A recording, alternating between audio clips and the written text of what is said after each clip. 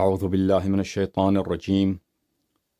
بسم الله الرحمن الرحيم. الحمد لله الذي لا يبلغ مدحته القائلون ولا يحصي نعماءه العادون ولا يؤدي حقه المجتهدون، الذي لا يدركه بعد الهمم ولا يناله غوص الفطن، الذي ليس لصفته حد محدود ولا نعت موجود ولا وقت معدود ولا أجل ممدود، فطر الخلائق بقدرته ونشر الرياح برحمته ووتد بالصخور ميدان أرضه، ثم شرائف صلواته ونوامي بركاته على عبده ورسوله الخاتم لما سبق والفاتح لمن غلق والمعلن الحق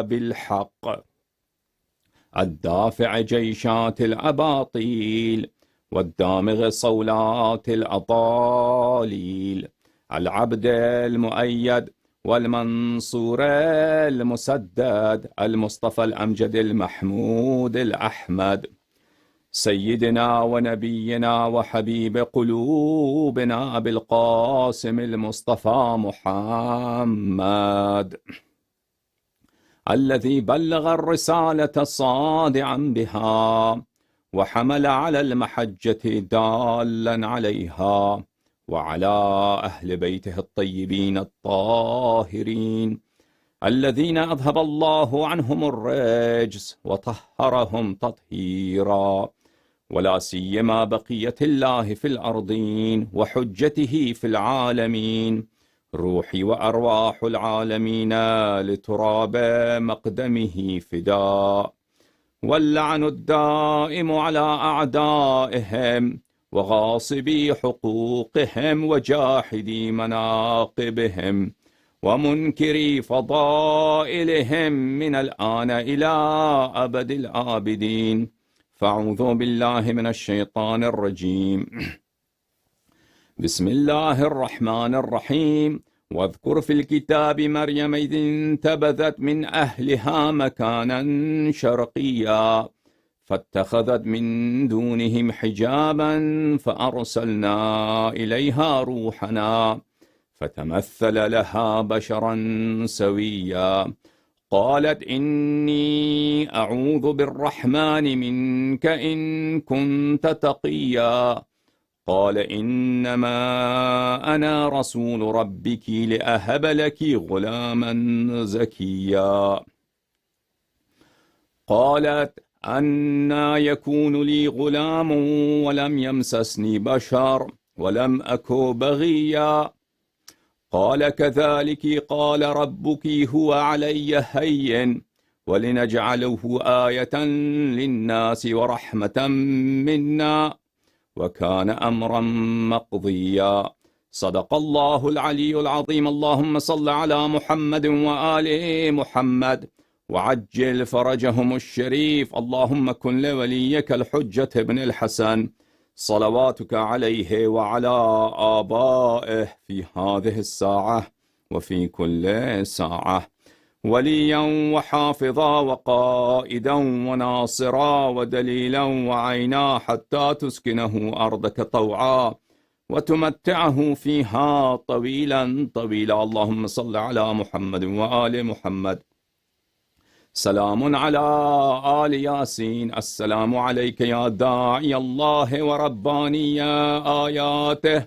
السلام عليك يا باب الله وديان دينه.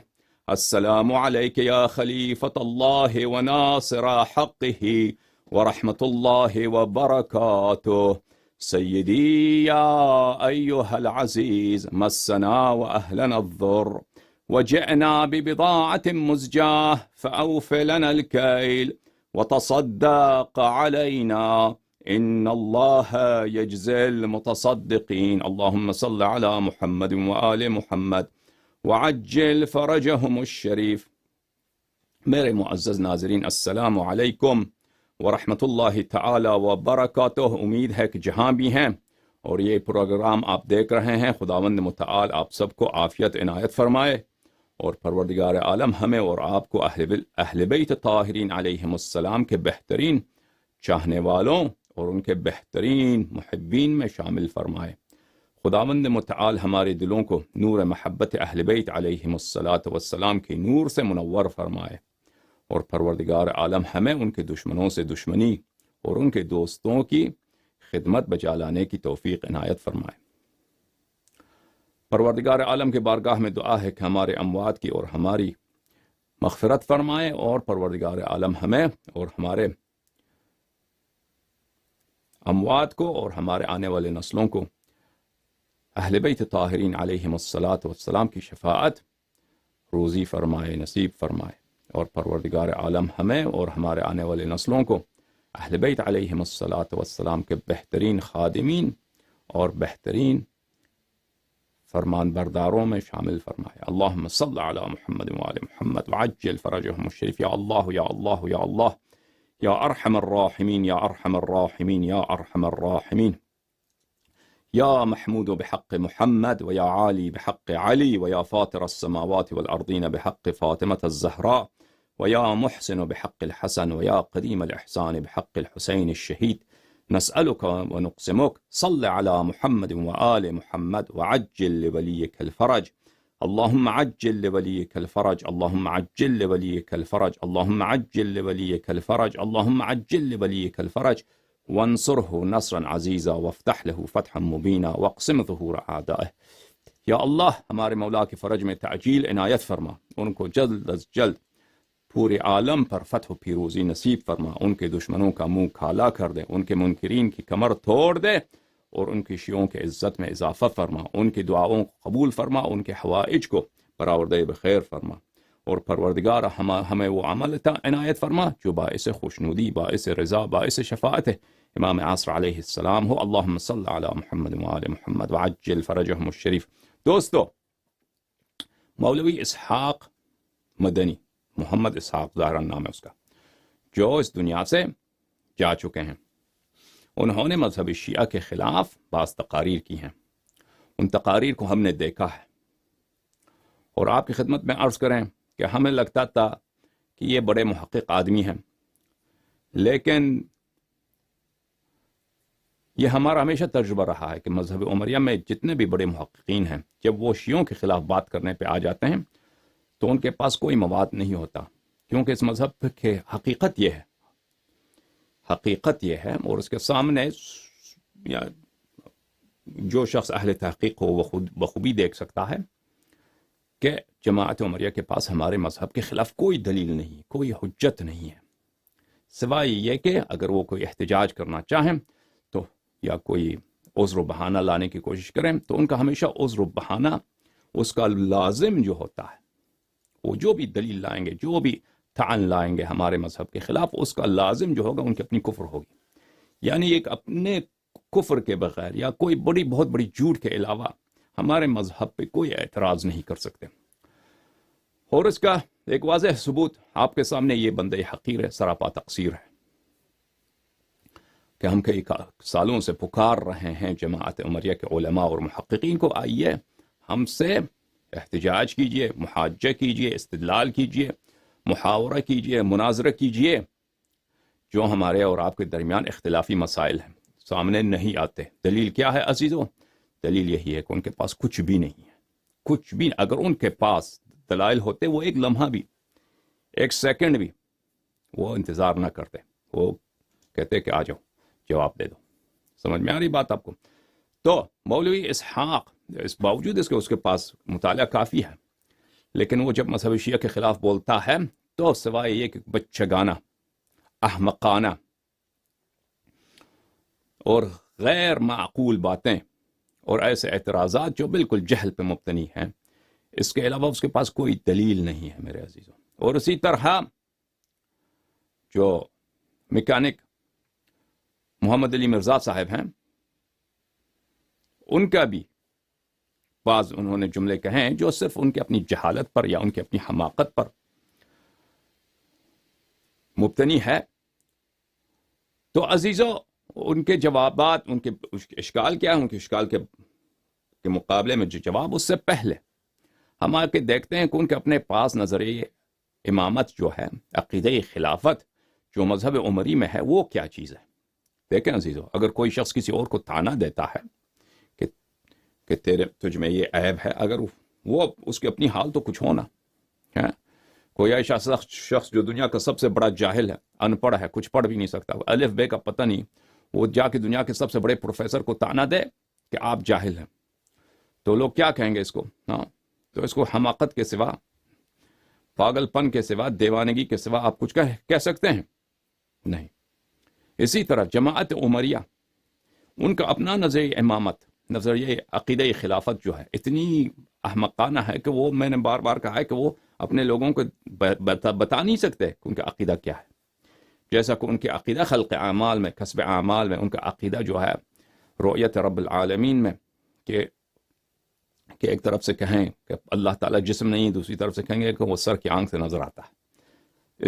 ان چیزوں کو وہ اپنے عوام کے سامنے پیش نہیں کر سکتے۔ اسی طرح یہی مسئلہ ہے میرے عزیزوں، ان کے عقیدہ امامت کیا ہے کہ رسول پاک صلی اللہ علیہ وآلہ وسلم دنیا سے چلے گئے اور کسی کو اپنا جانشین معین نہیں کیا۔ نہ صرف کہ جانشین معین نہیں کیا، یہ بھی نہیں بتایا کہ اگر میں تم پہ چھوڑتا ہوں کہ تم انتخاب کرو، یہ بھی نہیں بتایا کہ میں معین نہیں کرتا، تم پہ چھوڑتا ہوں۔ ہاں، اور یہ بھی نہیں بتایا کہ میں تم کے لیے چھوڑتا ہوں کہ تم کس طریقے سے انتخاب کرو، کس طریقے سے تم اپنے لیے امامت اور خلافت پہ جو دعویٰ ہوگا، جو نزاع آئے گا، اس کو کس طرح حل کرو، یہ بھی نہیں بتایا۔ حالانکہ اللہ کو بھی پتا تھا کہ رسول اللہ صلی اللہ علیہ وآلہ وسلم کو دنیا سے جانا ہے، اور اسی طرح خود رسول پاک صلی اللہ علیہ وآلہ وسلم کو بھی پتا تھا۔ اور میرے عزیزوں، رسول پاک صلی اللہ علیہ وآلہ وسلم اور اللہ تعالیٰ نے یہ بھی بتایا کہ رسول پاک صلی اللہ علیہ وسلم جانے کے وقت حالت یہ تھی کہ قرآن ابھی جمع نہیں ہوا تھا، سنت مدون نہیں تھا۔ صحابہ کی یہ حالت ہے کہ ان میں جماعت عمریہ کے نزدیک جو سب سے عالم، سب سے اعلیٰ درجے کا، جو سب سے افقہ جو صحابی ہے، وہ عمر ہے۔ اس کو بنیادی باتیں اسلام کی پتہ نہیں، نماز نہیں آتا، ہم نے دکھایا کل آپ کو، طہارت اس کو نہیں آتی، ٹھیک ہے نا؟ یہ ان کے اپنی کتابوں سے ہم نے ثابت کیا، یہ ان کے سب سے افقہ صحابہ کی بات ہو رہی ہے۔ اچھا، اس کے علاوہ میرے عزیز، انہوں نے بتایا کہ ان کے صحابہ ایسے ہیں کہ ان میں سے بہت سارے حوض کوثر پہ آئیں گے اور ان کو جہنم کی طرف دھکیل دیا جائے گا۔ یعنی آنے والے نسلیں، رسول پاک صلی اللہ علیہ وسلم کے بعد کتنے نسل آئیں گے قیامت تک اللہ جانتا ہے، کتنے نسلیں آئیں گی۔ ابھی جو ہیں، ابھی رسول پاک صلی اللہ علیہ وسلم کے وفات، ان کی شہادت سے آج تک 1434 سال گزر چکے ہیں لگ بھگ، ٹھیک ہے؟ اب آگے قیامت تک کتنے ہزار سال باقی ہیں، اللہ جانتا ہے کتنے نسلیں آئیں گی۔ تو عزیزوں، وہ آنے والے نسلوں میں ان کے بعد میں کتنی ضلالت ہوگی، کتنے ضلالت سے مراد ذات کے ساتھ یعنی گمراہی، کتنے ان میں اختلاف ہوگا، نزاع ہوگا، ان کو تو چھوڑیے، وہ اپنے صحابہ کے متعلق انہوں نے بتایا۔ صحابہ کے متعلق رسول پاک صلی اللہ علیہ وآلہ وسلم نے بتایا کہ تم میں سے بہت سارے جہنم جاؤ گے۔ اور یہ بھی ہم نے پچھلے درسوں میں آپ کو سکھایا اور بتایا کہ رسول پاک صلی اللہ علیہ وسلم نے فرمایا کہ بعض صحابہ کا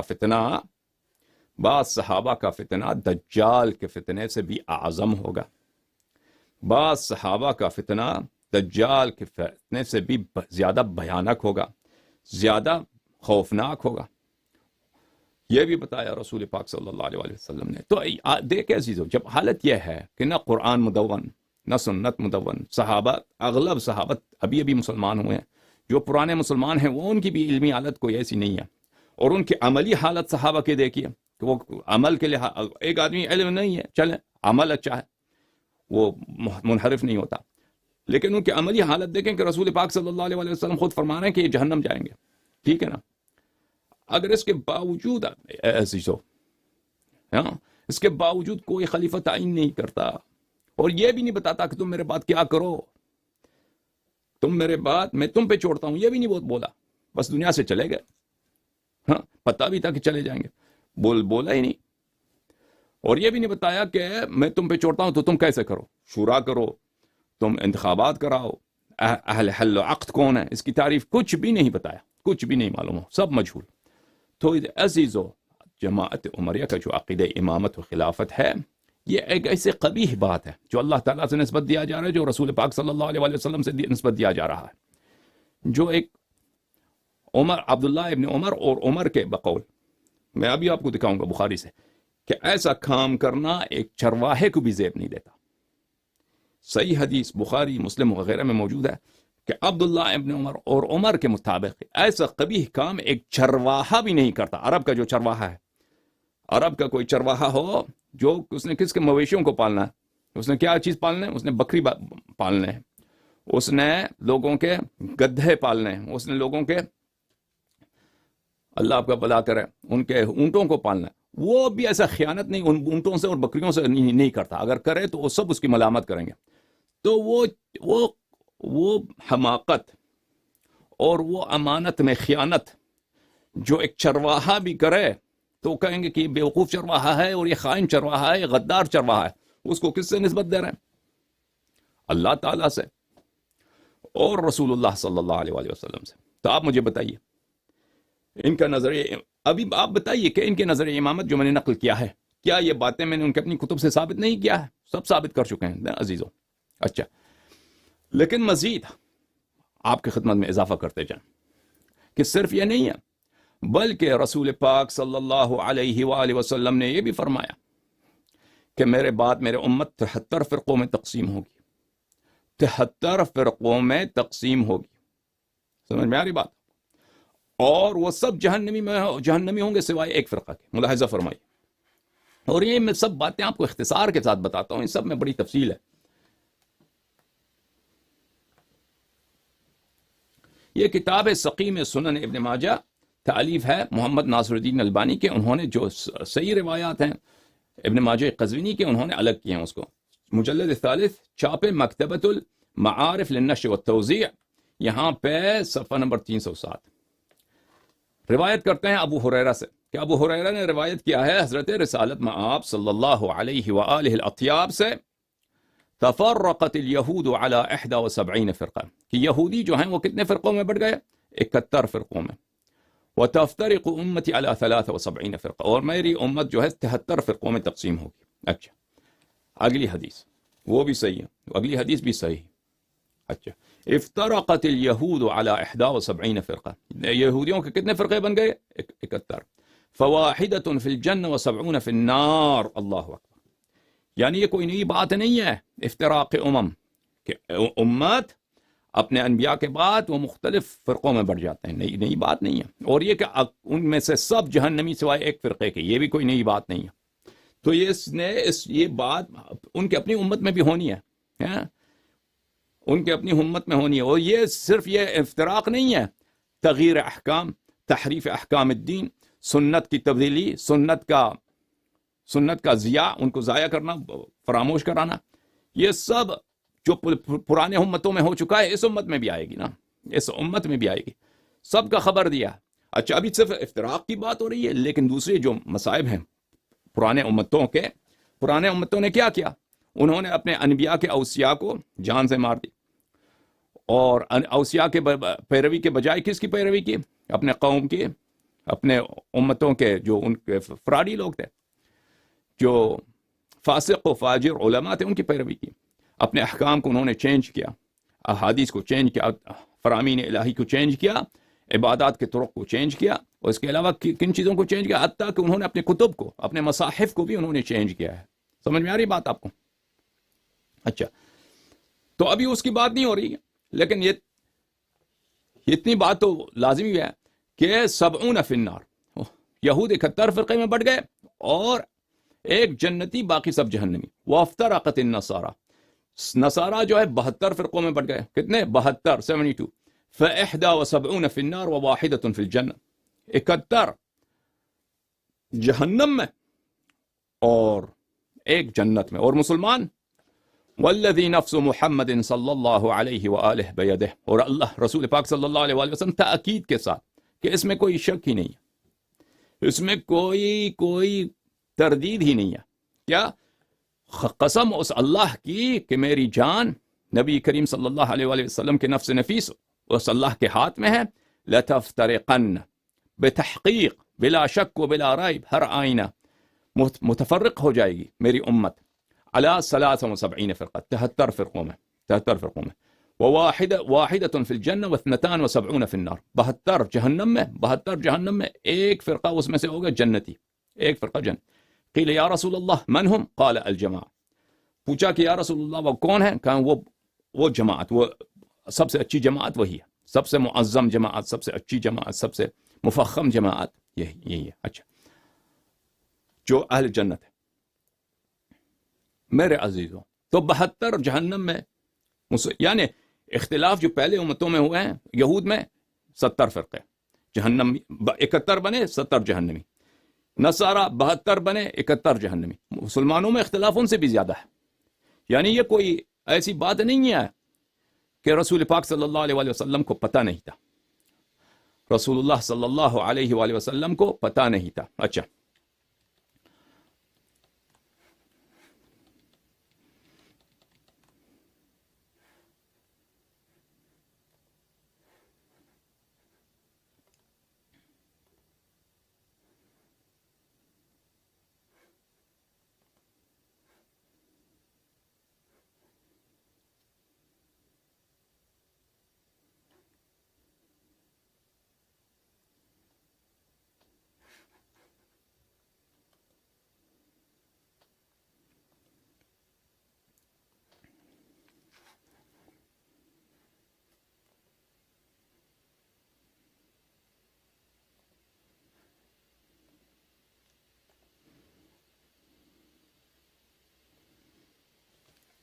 اور اختلاف کا اساس کیا ہے میرے عزیزوں؟ ملاحظہ فرمائیے.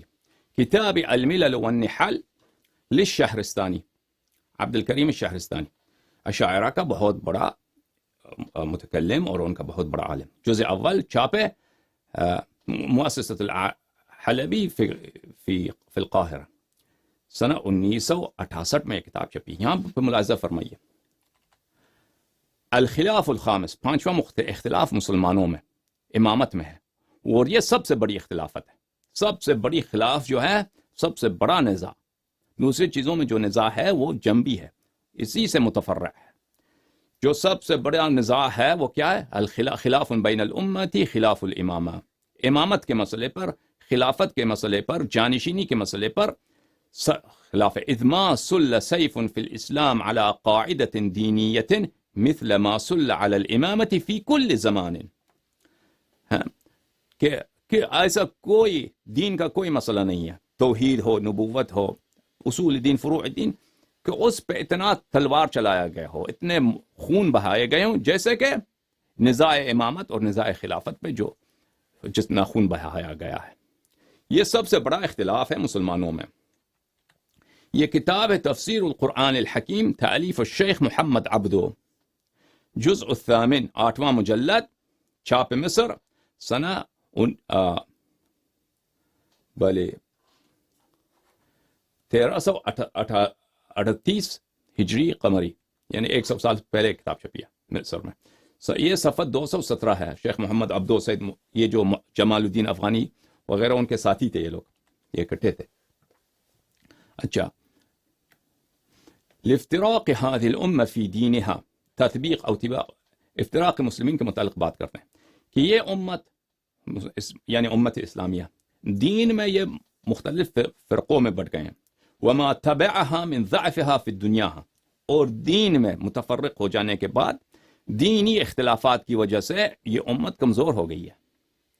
اصل جو ہے، اصل امت کی کمزوری، اور یہ اس زمانے میں رہتے تھے شیخ محمد عبدو جب مغربی ممالک پورے عالم اسلام پہ چھائے ہوئے تھے، اور پورا عالم اسلام، افریقہ میں جتنے مسلمان رہتے ہیں یا مڈل ایسٹ میں، آپ کے انڈیا پاکستان میں، بس سب یہ سب انگریز یا فرینچ یا آپ کا اللہ بلا کریں روس وغیرہ کے، پورا عالم اسلام ان یورپی طاقتوں کے ان کے کولونیل پاور کے انڈر تھے اس زمانے میں. اچھا، کہتے ہیں کہ مسلمان کیونکہ اپنے دین میں بڑھ گئے ہیں اور اس کی وجہ سے دنیا میں بھی ان کی کمزوری ہے.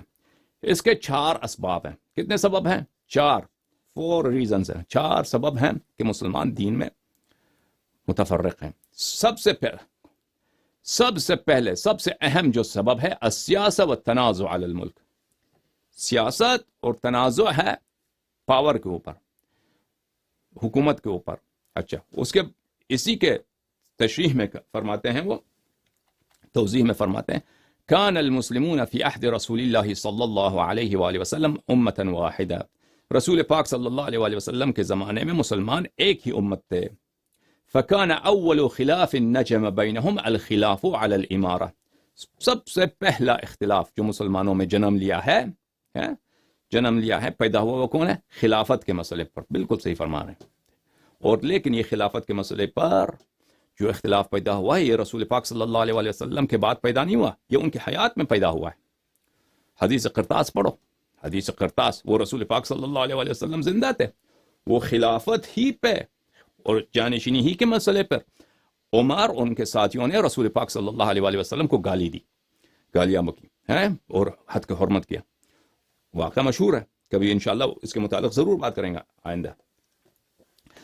اچھا، سب سے پہلا جو اختلاف ہوا ہے کس مسئلے پہ؟ امامت پہ. فقال بعض زعماء الانصار للمہاجرین منا امیر ومنکم امیر، بعض جو انصار کے سردار تھے انہوں نے مہاجرین سے کہا کہ ہم میں سے بھی ایک امیر ہو، آپ سے بھی ایک امیر ہو.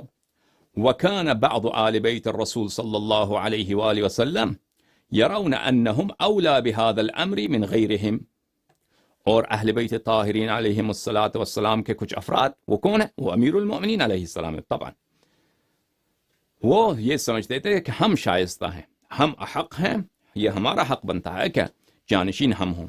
تو عزیزو،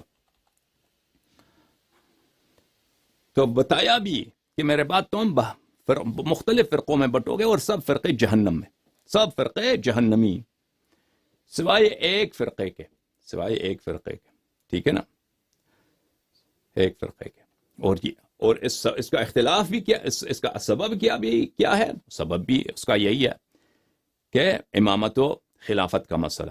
تو اتنا اہم مسئلہ، شیعوں کا کیا موقف ہے کہ رسول پاک صلی اللہ علیہ وسلم دنیا سے گئے ہیں جانے سے پہلے اپنے جیسا کہ اس کے سینے میں پوری قرآن کا علم ہے، نہ صرف الفاظ قرآن و کلمات قرآن بلکہ اس کے سینے میں سب علوم قرآن، جو قرآن کی تفسیر ہے، ولا رطب ولا یابس الا فی کتاب مبین، کہ دنیا کا جتنا تر و خشک ہے قرآن کے اسرار میں موجود ہیں، قرآن کے باطن میں موجود ہیں، وہ ان کے سینے میں ہے. وہ رسول پاک صلی اللہ علیہ وآلہ وسلم کی طرح معصوم ہیں.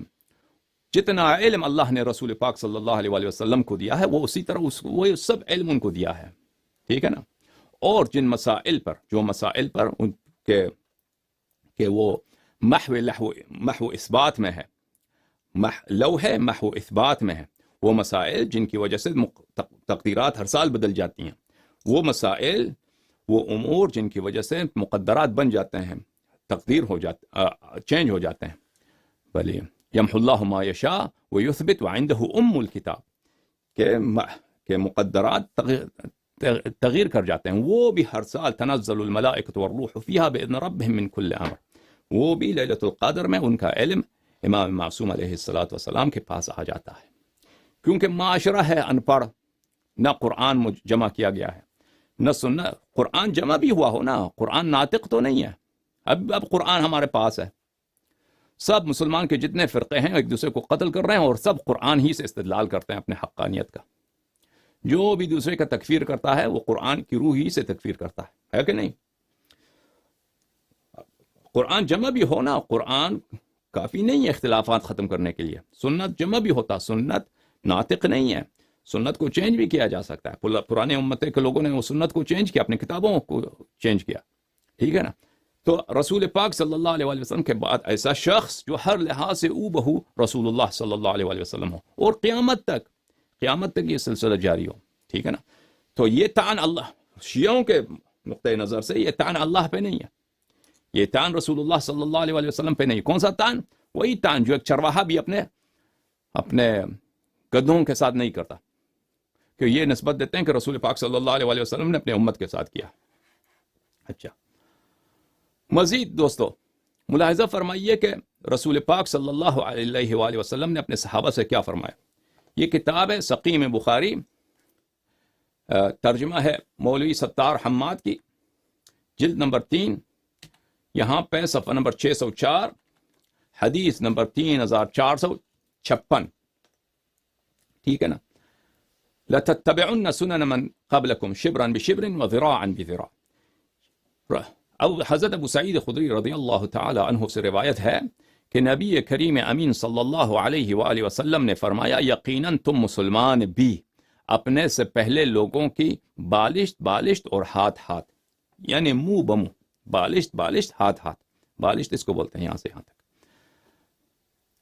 یعنی قدم بقدم ان کے جو طریقہ کار ان کے تھے انہی طریقہ کار کی تم پیروی کرو گے. بالشت بالشت اور ہاتھ ہاتھ، قدم بقدم پیروی کرو گے. اگر وہ کسی سانڈے کے بل میں داخل ہوئے ہوں گے. سانڈا کس کو بولتے ہیں عزیزو؟ سانڈا بولتے ہیں ذب کو. وہ کس کو بولتے ہیں؟ یعنی چپکلی. چپکلی جو بڑا ہوتا ہے، بڑا چپکلی ہوتا ہے، وہ عرب میں، صحرا میں، وہ پہاڑوں میں وہ بہت بڑے ہوتے ہیں، اور یہ عرب کہتے ہیں اس کو چپکلی. اور عمر کا پسندیدہ غذا جو تھا یہ چپکلی تھا. آپ کو پتہ ہے عمر کا جو پسندیدہ غذا تھا، کھانا تھا، وہ چپکلی خور. اور اس کی تمنا یہ کہتا تھا، میری تمنا یہ ہے کہ ہر سوراخ میں جس میں وہ چپکلی رہتا ہے اس میں ایک چپکلی کے بجائے 2 موٹے چپکلی ہوں. یہ الفاظ مختلف روایات سے اس سے مروی ہیں عمر سے. یہ چپکلی خور خلیفہ. اچھا، تو رسول پاک صلی اللہ علیہ وسلم نے فرمایا کہ اگر یہ ایک مثال ہے، ایک ضرب المثل ہے، کہ اگر وہ کسی سانڈے کے بل میں، کسی سانڈے کے سوراخ میں داخل ہوئے ہوں گے تو تم بھی اس میں گھس جاؤ گے. یعنی پرانے امت والے وہ کسی سانڈے کے بل میں شاید داخل نہ ہوئے ہوں، لیکن مقصد یہ ہے کہ جو بھی کام انہوں نے کیے ہیں ان کے طریقہ کار تم اپناؤ گے، ان کا طریقہ کار تم اپناؤ گے. ہم نے عرض کیا اللہ کے رسول صلی اللہ علیہ وآلہ وسلم پہلے لوگوں سے مراد یہود و نصارہ ہیں. نبی کریم امین صلی اللہ علیہ وآلہ وسلم نے فرمایا اور کون ہو سکتے ہیں؟ یعنی بالکل منظور کون ہے، مقصود کون ہے؟ یہود نصارہ. یہود نصارہ. تو ایک سے خطاب فرمایا؟ صحابہ سے. صحابہ سے. اب یہ کہیں گے کہ یہ صحابہ مقصود نہیں ہے. صحابہ بالکل مقصود ہیں. اگر میں آپ سے کہتا ہوں کہ آپ لوگ جو ہے کسی مجلس میں بیٹھے ہیں، حاضرین سے آپ خطاب کر کہتے ہیں کہ آپ لوگ مثلا بیوقوف ہو، تو کوئی کہہ سکتا ہے کہ آپ نے ان کو نہیں کہا ہے، ان کو گالی نہیں دی ہے؟ بالکل ان کو کہا ہے. یہ آپ کوئی بھی خطاب آپ کسی جمع سے کر دیں، کہہ دیں کہ آپ لوگ یہ کریں گے، تو بعد میں یہ کہنا کہ یہ مقصود یہ نہیں، حاضر مجلس میں حاضر لوگ نہیں تھے، یہ اور لوگ مقصود ہیں، یہ بالکل بکواس ہے. تو یہ خود عدالت صحابہ کا کہ اسقاط کے لیے کافی ہے. آپ چھوڑتے ہیں اس بات کو، صحابہ اس میں شامل ہیں، یہ تو ظاہر سی بات ہے، اس نزاع کو چھوڑ بھی دیں نا. بات تو صحیح ہے کہ پہلے والے امتوں نے جو کام کیے ہیں وہ اس امت میں آئیں گے. مثلا پرانے امتوں میں نے کیا کیا؟ وہ 71 فرقوں میں بٹ گئے، سب جہنمی ہو گئے. انہوں نے اپنے کتاب کو، ان کا جو وحی الہی تھا، نصارہ کا انجیل تھا، یہود کا جو تورات تھا، اس کو چینج کیا، اس کو تحریف کیا. اس کے بعد انہوں نے اپنے انبیاء کے سنن کو چینج کیا. انہوں نے اپنے انبیاء علیہ السلام کے جو ان کے احکام تھے، شراب حرام تھا، اس کو شراب پینا پسند ہے، اس کو جائز کسی نہ طریقے سے جائز قرار دیا. حدیث بنا دی کہ مثلا حضرت عیسیٰ علیہ السلام نستجیر باللہ شراب بھی شاید اس طرح بنایا ہوا. خلاصہ سور کا گوشت پسند تھا، سور حرام ہے شریعت میں، وہ حکم چینج کر دو. اس طرح کے. اور جو اوصیاء برحق تھے انبیاء علیہ السلام کے، جو ایسے انحرافات کے خلاف وہ بولتے تھے، آواز اٹھاتے تھے، ان کو زبردستی سے خاموش کیا. ان لوگوں نے قتل کیا اپنے انبیاء علیہ السلام کے اوصیاء طاہرین کو. سمجھ میں آئی بات آپ کو؟ تو یہ سب پرانے امتوں میں جاری ہیں، اس امت میں بھی جاری ہوگا.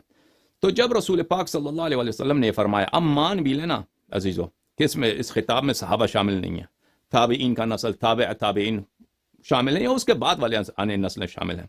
تو ہم آپ سے پوچھتے ہیں کہ ان سب ایسے انحرافات کو روکنے کا طریقہ کار کیا ہے؟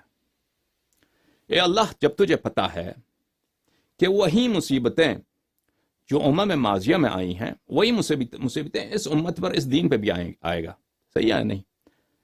اے اللہ جب تجھے پتہ ہے اور جب تیرے حبیب کو پتہ ہے، اور اے اللہ تو حکیم ہے، تیرا حبیب بھی حکیم ہے، تیرا حبیب سب لوگوں سے زیادہ ان کا عقل ہے، سب سے زیادہ وہ اپنے امت سے مہربان ہے، اپنے امت سے رافت رکھتے ہیں، اور دین اسلام کے لیے وہ مہربان ہیں، دلسوز ہیں. تو اس فتنے کو روکنے کے لیے انہوں نے کیا کیا؟ رسول پاک صلی اللہ علیہ وسلم نے کیا طریقہ کار بتایا؟ کچھ بھی نہیں کیا. دنیا سے گئے وہ کچھ بھی نہیں، دنیا سے بس گئے چلے گئے، ختم بات.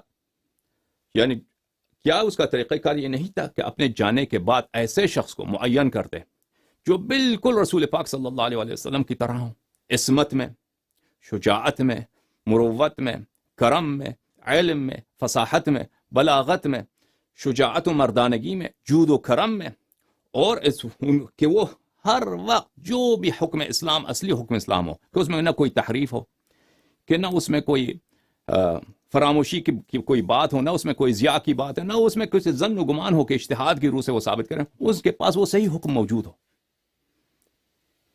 اور ان رسول پاک صلی اللہ علیہ وسلم کا دین کیسا دین ہے؟ ان کے بعد کوئی نبی بھی نہیں آئے گا نا. اگر ایسی بات تھی کہ چلو یہ ان کی دین نسخ ہونی ہے 100 سال 200 سال کے بعد، چلیں انہوں نے ایسا کوئی تدبیر نہیں سوچا، لیکن یہ تو دین تو قیامت تک چلنا ہے.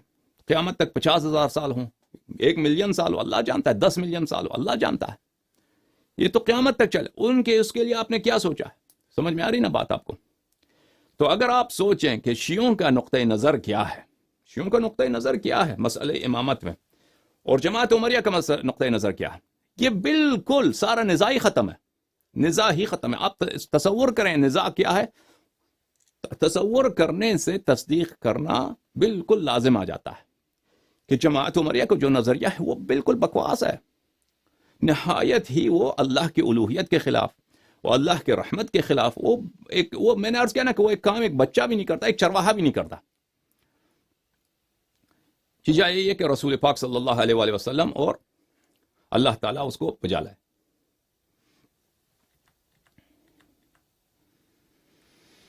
اچھا، بات اس سے بھی بڑھ کر ہے میرے عزیزوں، بات اس سے بھی بڑھ کر ہے.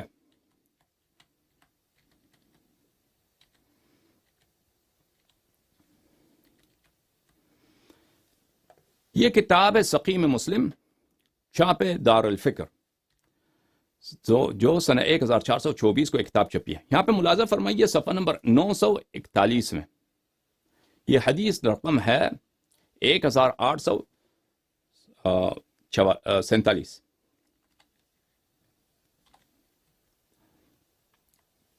روایت ہے حذیفہ ابن الیمان رضی اللہ تعالی عنہ سے کہ رسول پاک صلی اللہ علیہ وآلہ وسلم نے فرمایا یکون بعد ائمة لا يهتدون بہدائی ولا يستنون بسنتی وسيقوم فيهم رجال قلوبهم قلوب الشیاطین فی جثمان انس. یا سبحان اللہ. رسول اللہ صلی اللہ علیہ وآلہ وسلم نے فرمایا کہ میرے بعد ایسے خلیفے ہوں گے، ایسے امام ہوں گے، مسلمانوں کے ایسے لیڈر ہوں گے، لا يهتدون بہدائی، کہ وہ میرے ہدایت کے طریقہ کار پہ نہیں ہے، میری دین پہ نہیں ہے، میری جو ہدایت ہے، میں اللہ کی جانب سے جو قرآن جو سنت لے کے آیا ہوں وہ اس پہ نہیں ہے. ولا یستنون بسنتی، اور نہ وہ میرے سنت کی اتباع کرتے ہیں. وسیقوم فیہم رجال، ان میں سے ایسے بھی افراد ہوں گے، ان میں سے میرے بعد جو ائمہ آئیں گے جو میری ہدایت پہ نہیں ہے، جو میری سنت پہ نہیں ہے، ان میں سے ایسے بھی افراد ہوں گے قلوبہم قلوب الشیاطین فی جثمان انس، کہ ان کی روح جو ہوگی، ان کا قلب جو ہوگا، روح جو ہوگا، دل جو ہوگا، وہ شیطان کا روح ہوگا. شیطان کا روح، شیطان کا گوشت انسان کی روح میں. اللہ، شیطان بالکل ابلیس اگر انسان کی شکل میں ظاہر ہو جائے، ایسے لوگ میرے بعد آ جائیں گے، خلیفہ بن جائیں گے، امام بن جائیں گے مسلمانوں کو. یا رسول اللہ، جب آپ کو پتا ہے کہ آپ کے بعد ایسے لوگ امام بن جائیں گے مسلمانوں کے، تو آپ نے کیوں نہیں بتایا؟ کوئی طریقہ کار تو بتاتے ہیں نا کہ آپ کے بعد امام کو، یہ جو بخاری نے حدیث لایا الائمۃ من قریش، یہ تو کافی تو نہیں ہے. قریش کہ امام صرف قریش سے ہوں گے، زیادہ بتاؤ، زیادہ توضیح دو کہ وہ آپ کے بعد ہم کیا کریں، کس کی اتباع کریں، کہ اس کی اتباع کریں. یا اگر آپ کہتے ہیں کہ آپ پہ چھوڑتے ہیں آپ الیکشن کریں، وہ طریقہ کار بتاؤ. کچھ بھی نہیں بتایا. جب آپ کو پتہ ہے کہ اتنا خطرناک مسئلہ ہے، اور مسلمانوں کا دین بھی کون بناتا ہے عزیزوں؟ مسلمانوں کو اگر مختلف فرقوں میں بانٹتا بھی ہے کون ہے؟ یہی جو مسلمانوں کے جو خلفاء ہیں، جو امام ہیں، جو سیاست والے ہیں، وہی کرتے ہیں. انہی کی وجہ سے مسلمان مختلف فرقوں میں بٹے ہیں. اچھا، کل ہم نے آپ کو صحیح حدیث دکھایا پچھلے حلقے میں کہ رسول پاک صلی اللہ علیہ وآلہ وسلم نے صحابہ سے خطاب کر کے فرمایا کہ آپ میں سے ایسے لوگ ہیں جن کا فتنہ میرے نزدیک دجال ملعون کے فتنے سے بھی زیادہ خوفناک ہے. اللہ اکبر. دجال ملعون کے فتنے سے بھی زیادہ بھیانک ہے. وہ احادیث ہم نے آپ کو دکھایا. اب ملاحظہ فرمائیے. کتاب الموسوعہ مسند احمد بن حنبل، جلد نمبر 35، طبع مؤسسۃ الرسالہ، چھپا ہے یہ کتاب سنہ 1420. یہاں پہ صفحہ نمبر 222، حدیث نمبر 21296، فرمایا کہ حاشیہ نمبر 1، حدیث صحیح. حدیث صحیح ہے. اچھا، ابو ذر رضی اللہ تعالی عنہ وسلام من اللہ علیہ نے فرمایا کہ میں رسول پاک صلی اللہ علیہ وآلہ وسلم کے ساتھ چل رہا تھا. فرمایا لغیر الدجال اخوفنی علی امتی، میں جو ڈرتا ہوں اپنی امت میں دجال سے بھی زیادہ وہ دجال نہیں، کوئی اور شخص ہے، کوئی اور افراد ہیں. اچھا، اور افراد ایسے ہیں جن سے میں دجال سے زیادہ بھی اپنے امت پہ کیا ہوں؟ خوفزدہ ہوں. قالها ثلاثا، 3 مرتبہ فرمایا، 3 مرتبہ تکرار کیا کہ دجال سے ایسے افراد ہیں جن کا مجھے خوف ہے، وہ دجال سے بھی زیادہ کیا ہیں؟ خوفناک ہیں. قال قلت یا رسول اللہ، میں نے عرض کیا یا رسول اللہ صلی اللہ علیہ وآلہ، ما هذا الذي غیر الدجال اخوفك على امتك. میں نے عرض کیا یا رسول اللہ، وہ کون ہیں جو دجال سے بھی زیادہ آپ ان سے خوفناک ہیں اپنے امت کے لیے؟ اپنے لیے تو خوفناک نہیں ہے رسول پاک صلی اللہ علیہ وآلہ. دجال کا یا غیر دجال کا کیا ضرر پہنچائے گا ہمارے پیارے رسول صلی اللہ علیہ وآلہ وسلم؟ ہم امت کی بات ہو رہی ہے. امت کے لیے دجال سے بھی زیادہ آپ خوف زدہ ہیں. وہ کون ہیں؟ فرمایا ائمۃ مضلین. فرمایا کہ امام، خلفاء جو گمراہ کرنے والے ہیں. گمراہ کرنے والے ائمہ، گمراہ کرنے والے امام اور خلفاء، ان کے لیے میں سب سے زیادہ خوفزدہ ہوں. تو میرے عزیزوں، 2 حدیثوں کو ساتھ رکھیے. ایک حدیث میں صحابہ سے کہا کہ آپ لوگ ایسے ہیں، آپ میں سے ایسے ہیں کہ کیا؟ آپ میں سے ایسے ہیں کہ آپ کا فتنہ دجال کے فتنے سے میرے لیے زیادہ خوفناک ہے. پھر فرمایا، ابو ذر سے فرمایا کہ ایسے لوگ ہیں جن کے فتنے سے میں دجال کے فتنے سے زیادہ خوفزدہ ہوں. پوچھا ابو ذر نے کہ کون ہے؟ فرمایا کہ ائمۃ مضلین، وہ ایسے لوگ ہوں گے جو امام ہوں گے، گمراہ کرنے والے امام ہوں گے. تو پتہ یہ چلا عزیزوں کہ پہلی تو بات تو یہ ہے کہ خلافت کا مسئلہ، امامت کا مسئلہ نہایت اہم ہے، کیونکہ جو ایسے برے امام آئیں گے رسول پاک صلی اللہ علیہ وآلہ وسلم کے، ایسے امام آئیں گے، ایسے خلفاء آئیں گے جو بالکل انسان کی شکل میں وہ شیطان ہیں، یا ان کا فتنہ دجال کے فتنے سے بھی اعظم ہے. لیکن اس 2 حدیث کو جب آپ ملاتے ہیں تو کیا پتہ چلتا ہے عزیزوں؟ کل والے حدیث اور آج والے حدیث کو، کہ وہ لوگ جن کے فتنے سے رسول صحابہ سے فرمانا کہ آپ میں سے ایسے ہیں کہ جن کے فتنے سے میں دجال کے فتنے سے بھی زیادہ خوف زدہ ہوں. وہ کون سے صحابت ہے؟ وہی صحابت ہے جو امامت اور خلافت کے منزلت پہ پہنچے. انہی کی بات ہو رہی ہے. اور صحابہ میں سے کون ہے امامت اور خلافت کی منزلت پہ پہنچے؟ صرف 3 اور 4. ایک ہے ابو بکر، ایک ہے عمر، ایک ہے عثمان، ایک ہے معاویہ. مروان ابن الحکم اس کی صحابیت میں وہ بھی خلیفہ بنا ہے. اس کی صحابیت میں اعتراض ہے بھائی کہ وہ شک ہے وہ صحابی ہے یا نہیں.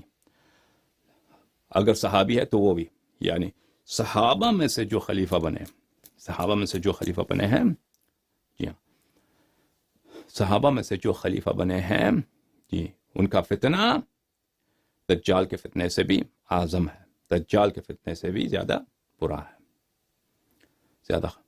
زیادہ بڑا. دوسری حدیث دیکھیے.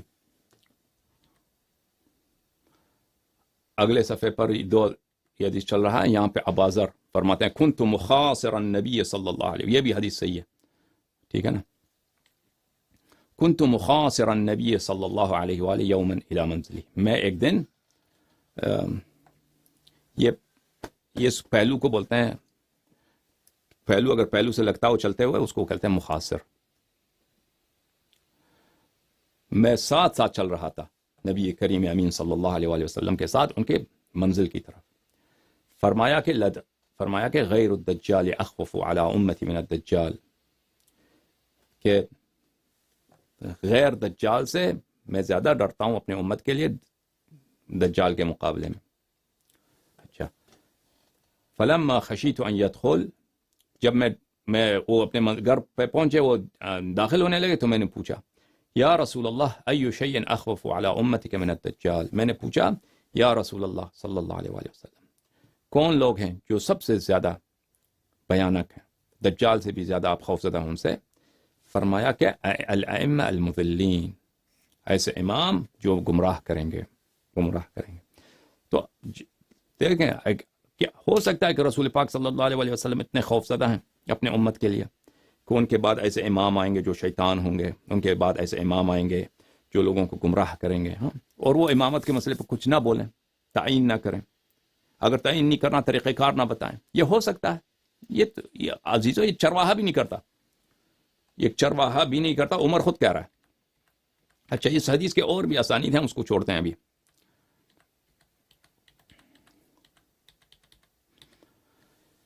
یہ حدیث جو دجال والی ہے اس کو چھوڑتے ہیں ابھی، اس کے اور بھی ہے۔ اچھا، یہاں پہ کتاب ہے سقیم مسلم، چھاپ دار الفکر، یہ کتاب چھپا ہے سنہ 1424 میں، دار الفکر بیروت لبنان میں۔ ملاحظہ فرمائی یہاں پہ صفحہ نمبر 927، باب الاستخلاف و ترک، اپنے بعد کسی کو خلیفہ بنانا یا نہ بنانا خلیفہ بنانا یا نہ بنانا، اس کی بات ہو رہی۔ اچھا، یہ روایت ہے 4607 ہیں۔ ابن عمر کہتا ہے کہ میں اپنی بہن حفصہ کے پاس گیا، تو حفصہ نے کہا کہ تجھے پتہ ہے کیا، تو نے سنا ہے، تجھے پتہ ہے کہ تیرے ابے جو ابھی ان کو چاقو لگی ہے، خنجر لگایا، ان کو خنجر لگایا، یہ مرنے لگے ہیں، وہ کسی کو خلیفہ نہیں بنا کے جا رہے، یعنی وصیت نہیں کر کے جا رہے، جیسے ابو بکر نے عمر کے لیے وصیت کیا ہے۔ عمر مرنا ہے لیکن وہ کسی کو وصیت نہیں کرنا چاہتے، آپ کو پتہ ہے۔ تو میں نے کہا ما کان لیفعل، میں نے کہا کہ ایسا بیوقوف وانا بات نہ کرو، میرے والد کیسا ایسا کام کر سکتا ہے، کیونکہ اگر خلیفہ مر جائے اپنے بعد کسی کو خلیفہ کو تعین نہ کرے تو یہ نہایت حماقت والی بات ہے، ٹھیک ہے نا، ما کان لیفعل، یہ ہو ہی نہیں سکتا۔ تو انہوں نے خود جو ہے عزیزو کہ یہ اپنے بعد ایک شخص دنیا سے جاتا ہے، اپنے بعد لوگوں کو ان کے لیے وصیت نہیں کرتا کہ تم خلیفہ ہو، تمہارا میرا جانشین کون ہے، یہ خود نہایت ایک قبیح کام ہے، ان لوگوں نے خود کیا کیا، اعتراف کیا۔ تو حفصہ نے کہا انہو فاعلون، وہ یہی کر لے گا، تو میں نے قسم کھایا کہ میں عمر سے بات کروں گا۔ تو یہ عزیزو، تو یہ حفصہ کیوں ابن عمر سے کہہ رہا ہے، ابن عمر سے کہہ رہی ہے؟ وجہ یہ ہے کہ حفصہ کو خواہش ہے کہ عمر مرتے وقت عبداللہ ابن عمر کو خلیفہ بنا کر جائے، یہ کسی اور کو نہ دے، عبداللہ ابن عمر کو دے جائے۔ لیکن عمر جو ہے وہ ہوشیار آدمی ہے، اس کو پتہ ہے کہ عبداللہ ابن عمر ایک نہایت ہی بزدل اور ایک نہایت ہی بیوقوف انسان ہے، وہ خلافت کے کام آنے والی چیز نہیں ہے، اس کو پتہ ہے عمر کو۔ اور وہاں پہ مدینے میں ایسے لوگ ہیں جو اس کام کو نہیں ہونے دیں گے، مثلاً بہت سارے ہیں جو امیر المؤمنین علیہ السلام کو خلافت کا اہل سمجھتے ہیں، اس کے علاوہ جو ہے عبد الرحمن ابن عوف، طلحہ، زبیر، مثلاً عثمان، اور ایسے بہت سارے ہیں جو خلافت کے دعوے دار ہیں، وہ اس کو عبداللہ ابن عمر کو نہیں دینے دیں گے، تو اس کو پتہ ہے، سمجھ میں آ رہی نا؟ تو اسی لیے اب عمر نے اپنے بیٹے کو نہیں بنایا، حالانکہ حفصہ کی خواہش ہے، اسی لیے تو وہ اسے کہہ رہا ہے کہ یہ جاؤ ادھر والد سے کہہ دو کہ تجھے خلیفہ بنا دے۔ یہ ہمارا تجزیہ ہے، اب ہمارے تجزیے کو نہ مانے، جو الفاظ ہے روایت کے اسی کے مطابق بھی چلیں تو وہ ہمارے مقصود جو ہے اس کو ضرر نہیں پہنچتا۔ تو بہرحال میں نے کہا کہ میں عمر سے بات کرتا ہوں، میں گیا عمر کے پاس، ثم قلت له، عمر سے میں نے کہا انی سمعت الناس یقولون مقالا فعلیت ان اقولها لک، میں نے کچھ باتیں سنی ہیں، میں آیا ہوں آپ کے پاس وہ باتیں کرنے کے لیے. عبداللہ ابن عمر اپنے ابے عمر سے کہہ رہا ہے زعموا انک غیر مستخلف. لوگ کہتے ہیں کہ آپ جو ہیں مستخلف نہیں ہیں، کسی کو اپنے بعد اپنا وصی بنا کر نہیں جا رہے، اپنا جانشین بنا کر نہیں جا رہے. وَإِنَّهُ، وہ کہہ رہے ہیں کہ عبداللہ عمر کی بات سنیے، اور عمر ان کی اس بات سے توافق کرتا ہے، موافقت کرتا ہے. خوب سنیے کیا ہے. وَإِنَّهُ، بے شک، لو كان لك راعي ابل او راعي غنم، اگر اے عمر، اگر تیرے پاس اونٹوں کا ایک چرواہا ہو، یا لیمز کا، شیپ کا، بیڑ بولتے ہیں تمہیں، اس کا ایک چرواہا ہو، بکریوں کا چرواہا ہو. ثم جاءك وتركها، اور وہ چرواہا کو تم نے دیا ہے کہ بھئی یہ گلہ ہے، یہ جماعت ہے کس کا، اونٹوں کا یا بکریوں کا یا گدھوں کا، اس کو لے کے جاؤ ادھر صحرا میں، اس کو چرانے کے لیے. یہ چرواہا واپس آ جائے، وہ ترکہا، اور اس کو ایسے ادھورا چھوڑ دے، ایسے بغیر کسی بندوبست کرنے کے بغیر کہ کوئی شخص اس کی دیکھ بھال کرے، پھر آ جائے، اس کے بغیر ایسے ہی آ جائے. یعنی ایک چرواہا آپ کے مویشیوں کو صحرا لے کے گیا ہے، اور بغیر اس کے کوئی ایک دوسرے چرواہے کو وہاں پہ معین کرے، وہ ایسے ہی واپس آ گیا. یعنی اس جانشین تعین کرنے کے بغیر واپس آیا ہے. ٹھیک ہے نا. چرواہا جو واپس آتا ہے، مثلا مدینے کے باہر ہے، 1 گھنٹے کا راستہ ہے، وہ 1 گھنٹے کے لیے آ جاتا ہے شہر میں، کھانا لینے کے لیے، کچھ لینے کے لیے، پھر اسی دن یا اگلے دن واپس چلا جاتا ہے. ٹھیک ہے نا. وہ ہمیشہ کے لیے تو نہیں آیا، ہمیشہ کے لیے تو نہیں آیا، 1 دن کے لیے آیا. ٹھیک ہے نا. 1 دن کے لیے آیا.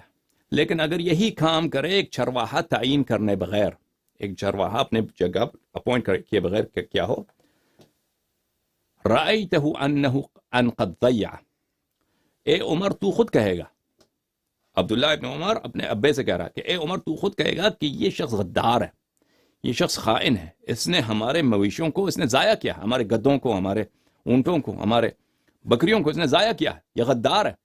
ٹھیک ہے نا. تو ٹھیک ہے نا. اعتراف ہے یا نہیں ہے؟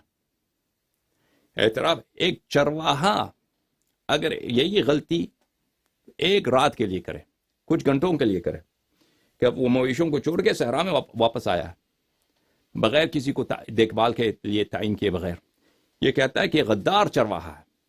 تو اچھا، رسول پاک صلی اللہ علیہ وسلم تو ہمیشہ کے لیے جا رہے ہیں، قیامت تک کے لیے جا رہے ہیں، اور رسول پاک صلی اللہ علیہ وسلم جو جا رہے ہیں وہ کیا چیز ان کا کیا مقام ہے؟ یعنی پوری انسانیت کا، ہم تو کہتے ہیں جن کا بھی ہے، دوسرے خلائق کا بھی ہے، کم از کم انسانیت کا. ان کے بعد تو کوئی نبی نہیں آنے والا نا. ان سب کے ہدایت کی ذمہ داری کس نے کی ہے؟ رسول پاک صلی اللہ علیہ وسلم کی. تو نہ قرآن کو جمع کیا، نہ سنت مدون، صحابہ کی وہ حالت ہم سب آپ کو بتا چکے ہیں. بتایا بھی کہ یہ امت متفرق ہو جائے گا 73 فرقوں میں، سب جہنم میں جائیں گے، اور یہ سب اتباع کریں گے کن کی؟ یہود و نصارہ. وہی جو مصیبتیں ان امم میں آئی، اس امت میں بھی آئے گا. تو اس کے باوجود کسی کو تعین نہ کریں. تو عزیزو، یہ وہ قبیح کام کہ اگر اس سے بہت کم تر کوئی چرواہا انجام دے تو کہیں گے غدار چرواہا ہے، غدار چرواہا ہے. اسی کو کس سے نسبت دے رہے ہیں؟ نبی کریم صلی اللہ علیہ وسلم کو، کہ قیامت تک پوری انسانیت کو ضائع کر دیا انہوں نے. قیامت تک پوری انسانیت، پوری شریعت کو ضائع کر دی، سب ضائع کر دیا. اپنے بعد نہ ایسی ہدایت کے لیے کوئی چارہ کار اختیار نہیں کیا. تو فرعایت الناس اشد، لوگوں کا چراہنا، لوگوں کا رعایت کرنا. راعی بولتے ہیں کس کو؟ راعی بولتے ہیں چرواہے کو، چرواہا. رعایا بولتے ہیں چرواہا پن. لوگوں کی چرواہا پن جو ہے، لوگوں کی چرواہا پن، لوگوں کی امامت، قیادت، یہ تو زیادہ حساس مسئلہ ہے. تو یہ بات کس کی ہے؟ یہ خطاب ہے عبداللہ ابن عمر کی اپنے والد عمر بن الخطاب سے. ٹھیک ہے نا. قال فوافقہ قولی. عبداللہ ابن عمر کہتا ہے عمر نے میری بات سے موافقت کی. تو عزیزو، تو عمر کے اس موافقت سے اور عبداللہ ابن عمر کے اس بیان سے کیا ہوا کہ خلیفہ تعین نہ کرنا، جانشین تعین نہ کرنا نہایت قبیح اور امت سے غداری ہے، اور امت سے غداری ہے، خیانت ہے۔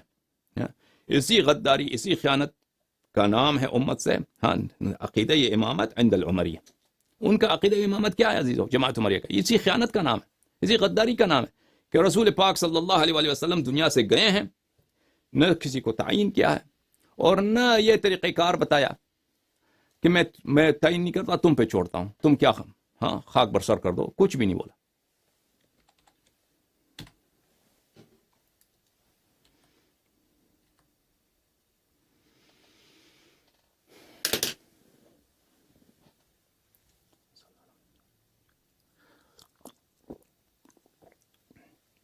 سلام اللہ علی الحسین، لعنت اللہ علی یزید۔ عبداللہ ابن عمر، اور عمر کے بہت سارے کرتوت ہیں تاریخ میں، اگر ہم آپ کو دکھائیں، اگلے دنوں میں انشاءاللہ کچھ دکھائیں گے آپ کو، باپ کا بھی اور بیٹے کا بھی، دل خوش ہو جائے تمہارا۔ اچھا،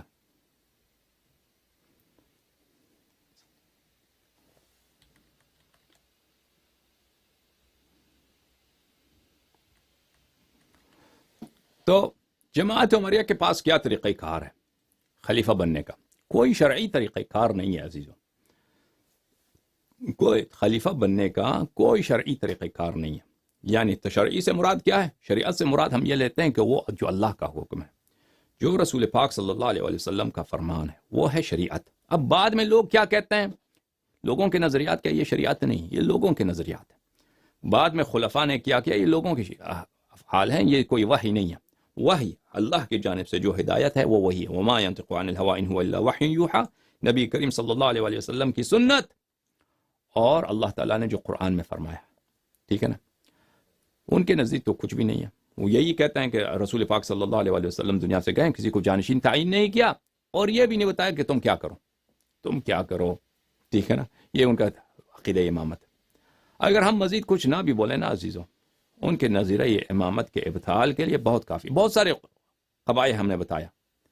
اگر تم ہماری باتوں کو ان 3 تقریرات میں، 3 لیکچرز میں جو ہم نے بتایا آپ کو، اس کو پیش نظر رکھو تو اس میں قبائح آپ کو بہت سارے نظر آ جائیں گے انشاءاللہ تبارک و تعالی۔ اب ان کے نزدیک کیا ہے خلیفہ اور امام بنانے کے کا طریقہ کار؟ حدیث تو کچھ بھی نہیں ہے، اور اللہ آپ کا بھلا کرے، آیت قرآن کچھ بھی نہیں ہے، لیکن وہ انہوں نے 3 طریقہ کار کہتے ہیں یہ شرعی طریقہ ہے۔ شرعی اس لیے کہ بادشاہوں نے، خلفاء نے یہ کام کیے ہیں، بادشاہوں نے اور خلفاء نے یہ کام کیے ہیں۔ وہ 3 طریقہ کار بالاختصار ہم آپ کو بتاتے ہیں۔ یہ کتاب ہے الامامۃ العظمیٰ عند اہل السنۃ والجماعہ، تالیف الشیخ عبداللہ ابن عمر ابن سلیمان الدمیجی، طبع الدار الطیبہ۔ اچھا، یہاں پہ صفحہ نمبر 125، یہ نہایت ایک بہت ہی تحقیقی کتاب ہے کہ نظریہ امامت و خلافت کیا ہے جماعت عمریہ کے نزدیک۔ الفصل الرابع، طرق انعقاد الامام، کہ امام کیسے امام بنتا ہے، امامت منعقد ہونے کے طریقے۔ عند النظر الى نصوص الكتاب والسنة فإننا لا نجد هناك نصا صريحا في تعيين الطريقة التي تثبت بها الامامة للامام۔ کہتے ہیں کہ جب ہم نصوص کی طرف جاتے ہیں، قرآن مجید اور احادیث کی طرف، تو یہ نظر آتا ہے کہ بالتحقیق کہ ہمیں کوئی ایسا نص نہیں ملتا جو صریح ہو کہ امام کس طریقے سے ہم تعین کریں اور کس طریقے سے امام کی امامت ثابت ہوتی ہے۔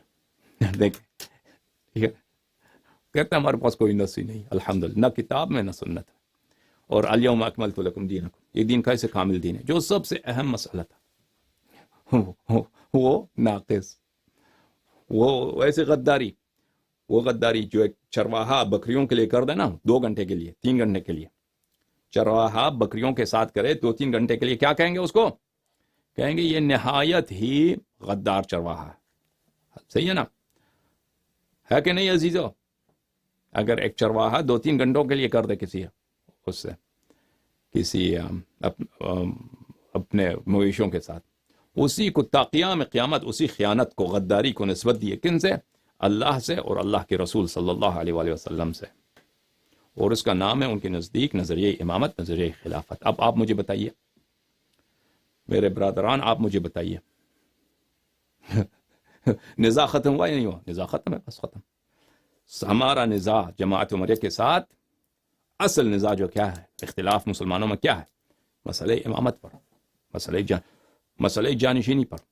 ان کا صرف بات ہی سنیں کہ یار تم جماعت عمریہ کی بات کیا ہے، عقیدہ کیا ہے مسئلہ امامت میں، تم اپنا عقیدہ بتاؤ۔ ان کی عقیدہ اگر وہ ایمانداری سے کوئی آپ کو بتائے نا تو آپ بلا جھجک کہہ دیں گے کہ یہ باطل ہے، یہ تو باطل، یہ ہو ہی نہیں سکتا۔ شیعوں کی طرف آ جائیں، شیعہ کیا کہتے ہیں؟ ہاں، من کنت مولا فہذا علی علیہ السلام مولا، جس کا میں آقا ہوں امیر المؤمنین علیہ السلام، جو رسول پاک صلی اللہ علیہ وآلہ وسلم کی ہی طرح ہیں، علی علیہ السلام کا نفسی، حدیث صحیح مصنف ابن ابی شیبہ کہ امیر المؤمنین علیہ السلام ہر لحاظ سے میری طرح، انت منی بمنزلت ہارون من موسیٰ، جس طرح ہارون علیہ السلام حضرت موسیٰ علیہ السلام کے معجزات کے شریک، ان کے وحی کے شریک، ان کے علم کے شریک، ان پر ایمان لانے کے مرتبے پہ شراکت، ان حق طاعت پہ شریک، صحیح ہے۔ اور وہ تمام مراتب امیر المؤمنین علیہ السلام کے لیے ثابت ہے۔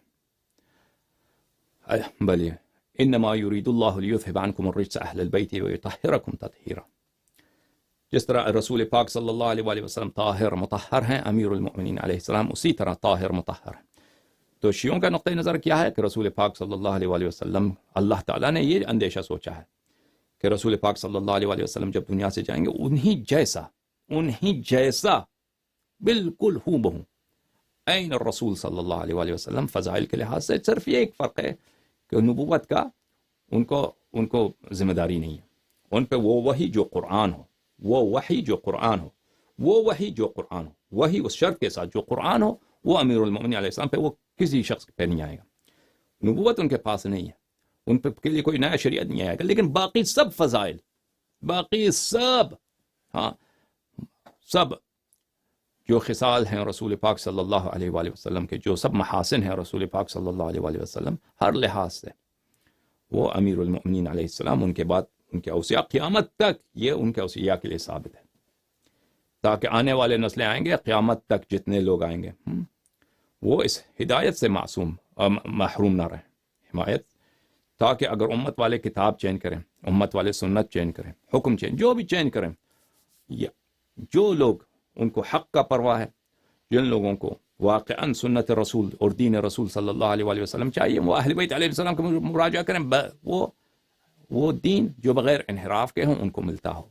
تو عزیزو، صرف قیاس کریں دو نظریوں کا مسئلہ امامت پر، ایمانداری کے ساتھ، کہ جماعت عمریہ امامت خلافت کے متعلق کیا کہتے ہیں، شیعہ کیا کہتے ہیں، تو نزاع ختم ہے، نزاع ہی ختم ہے۔ سمجھ میں آ رہی بات آپ کو؟ اچھا، تو وہ لوگ کیا کہتے ہیں کہ امام کس طریقے سے امام بنتا ہے؟ عزیزو، نص تو کوئی ان کے پاس نہیں ہے، ملاحظہ فرمائیے، الصواعق المحرقہ فی الرد علی اہل البدع والزندقہ، تألیف ابن حجر المکی الحیتمی، طبع مکتبۃ فیاض،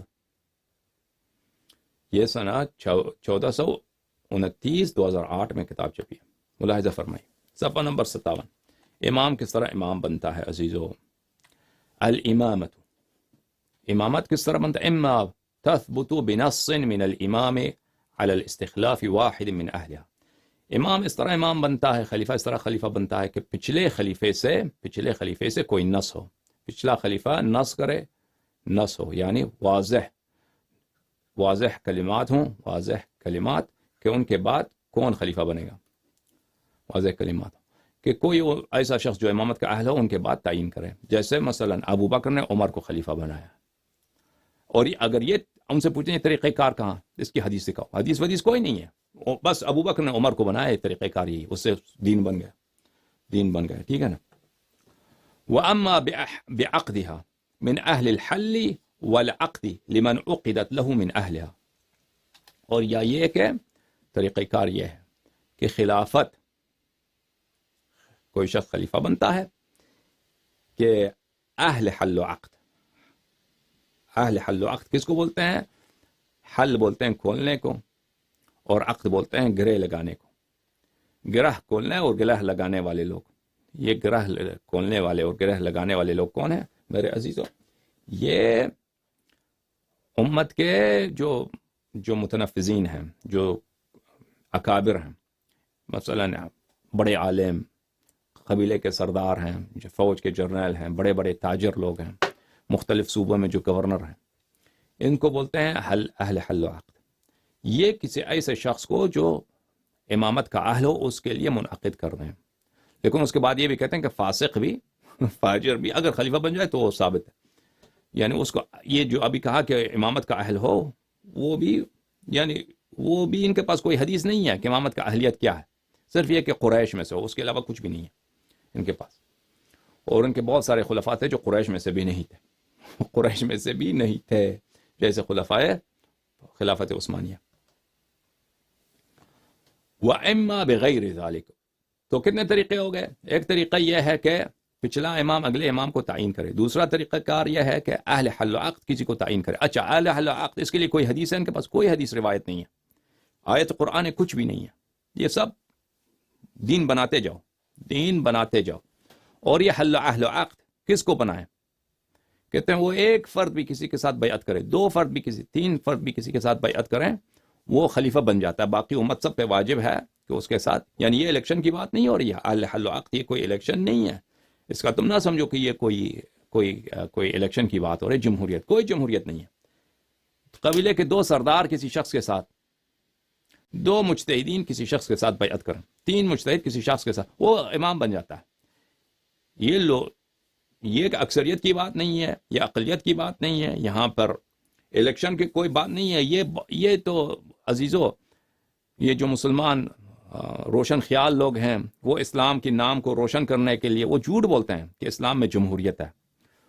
یہ بیعت جو ہے میرے عزیزو، یہ الیکشن اور ووٹ کا نام نہیں ہے، بیعت اس کا نام نہیں ہے، اور اہل حل و عقد یہ کسی پارلیمنٹ کا نام نہیں ہے۔ یہ لوگ جو کہتے ہیں، یہ پہلی بات تو یہ کہ اس کی نہ حدیث ہے نہ روایت ہے، یہ صرف علماء کے فتوے ہیں۔ یہ علماء کے جو فتوے ہیں، اس کا طریقہ کار کیا ہے؟ اس کا نہ الیکشن سے کوئی تعلق ہے، نہ پارلیمنٹ سے کوئی تعلق ہے، اور نہ ووٹنگ سے کوئی تعلق ہے، اور نہ جمہوریت سے کوئی تعلق ہے۔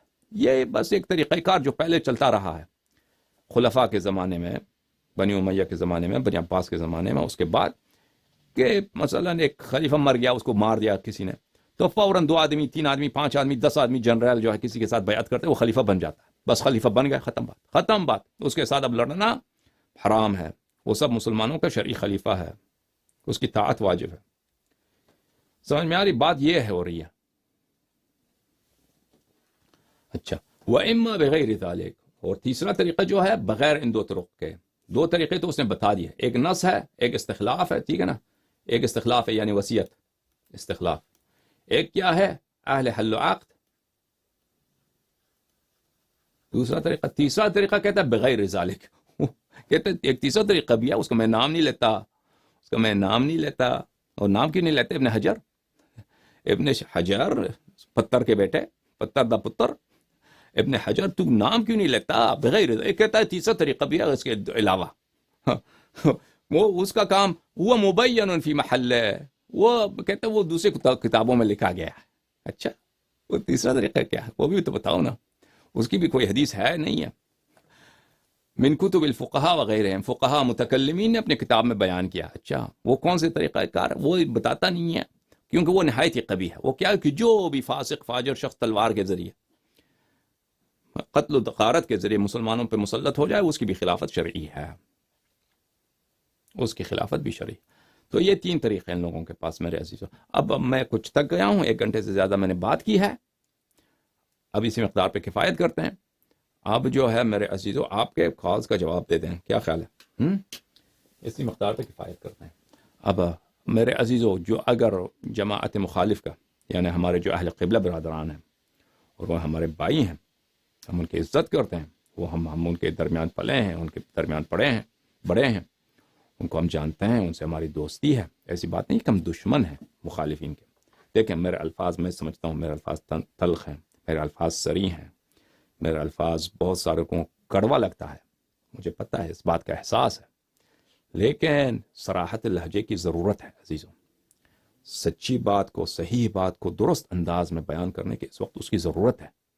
حق کے ساتھ تعارف کرنا یہ اس کا وقت نہیں ہے. آپ میرے بھائی ہیں جو اپنے آپ کو سنی کہتے ہو، میں آپ کو عمری کہتا ہوں، آپ مجھے جعفری کہتے ہیں، یہ کوئی گالی کی بات نہیں. آپ عمر کے پیروکار ہیں، میں آپ کو سنی نہیں مانتا. شرعی لحاظ سے میں آپ کو اہل سنت نہیں مانتا. آپ اہل سنت کہلانا چاہتے ہیں، میں آپ کو کہتا ہوں میرے اہل سنت بھائی، کوئی بات نہیں، لیکن آپ حقیقت میں اہل سنت نہیں ہیں. میں آپ کو پکارتا ہوں کہ میرے بھائیوں، میرے بہنوں، آپ پہلے کال کرو. اگر آپ میں کوئی عالم دین ہے دیکھ رہا ہے پروگرام، آپ کال کریں. آپ کہہ دو یہاں پہ کہ فلاں بات جو آپ نے کہی وہ غلط ہے، یہ ہمارا عقیدہ امامت اس طرح نہیں ہے.